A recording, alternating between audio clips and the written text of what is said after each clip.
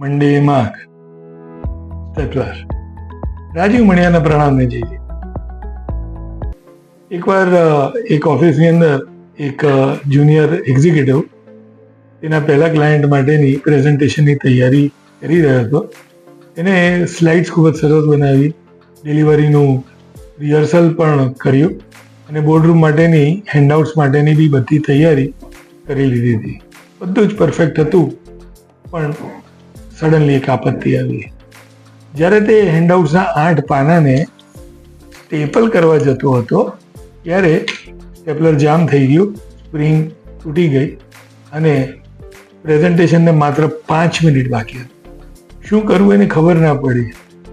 એની પાસે કોઈ વિકલ્પ એને જણાતો નહોતો અને જો એ હેન્ડઆઉટ્સ ના આપે તો ક્લાયન્ટ ઉપર એની ઇમ્પ્રેશન પણ આખી ખોટી પડે એવું એને લાગતું હતું. એકવાર એક ઓફિસની અંદર એક જુનિયર એક્ઝિક્યુટિવ, ત્યારે જ એના ઓફિસ આસિસ્ટન્ટે તેની મુશ્કેલી જોઈ. તેણે ટેબલના ડ્રોવરમાંથી એનું સ્ટેપલર કાઢ્યું અને સ્મિથ સાથે કહ્યું, આ મારી પાસે વર્ષોથી છે. એક્ઝિક્યુટિવે ઝડપથી તેનો ઉપયોગ કર્યો અને દરેક સેટને સરસ રીતે સ્ટેપલ કર્યા અને આત્મવિશ્વાસથી બોર્ડરૂમમાં ગયો અને એનો સમય પણ બચી ગયો હતો. આપણામાંના મોટા ભાગોના લોકો કદાચ આ સ્ટેપલરને હંમેશા વાપરતા હોઈશું, રોજે રોજ. પણ સ્ટેપલરને પાછળની આ વાત ઘણી રસપ્રદ છે. 18મી સદીની અંદર ફ્રાન્સમાં રાજા લુઈસ 15 જે હતા, તેમને એક બહુ મોટો પ્રોબ્લેમ હતો. એમના બધા દસ્તાવેજો અને જે બધા ઓર્ડર કર્યા હોય એ બધી વસ્તુઓને સાથે રાખવાનો પ્રોબ્લેમ હતો. બધા છૂટા કાગળો ખોવાઈ જાય અને તકલીફ પડે, માટે એણે એક કારીગરને આની જવાબદારી સોંપી.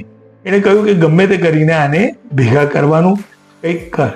અને એ કારીગરે પ્રથમ જાણીતું સ્ટેપલર બનાવ્યું, જેમાં જે આજે આપણે લોખંડની પિન વાપરીએ છીએ ને એના બદલે એણે સોનાની પિન વાપરી અને દરેક ઉપર એક મોહર લગાડી.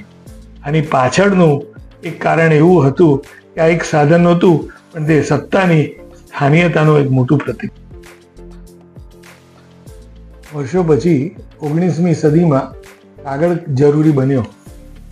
જ્યોર્જ મેકગિલે સામાન્ય લોકોને પણ આવી સમસ્યાઓનો સામનો કરવો પડ્યો.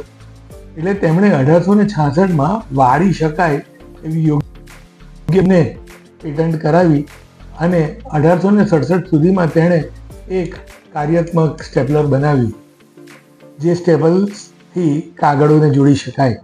તેમની શોધ 1876માં ફિલેડેલ્ફિયા સેનિટલ એક્ઝિબિશનની અંદર પ્રસ્તુત કરવામાં આવી અને જેને કારણે આજે આવા જ આધુનિક સ્ટેપલરનો જન્મ થયો.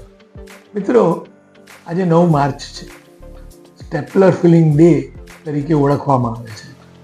સાચું મૂલ્ય કોઈ વસ્તુ એટલી સારી દેખાય છે નહીં, પણ એટલી સારી સેવા આપી શકે છે ને એના ઉપર આધારિત હોય છે. એના ઉપરથી તેનો માપદંડ બી કરવા છે. સ્ટેપલર જેવી નાની શોધ પણ ઇતિહાસને જોડી શકે છે.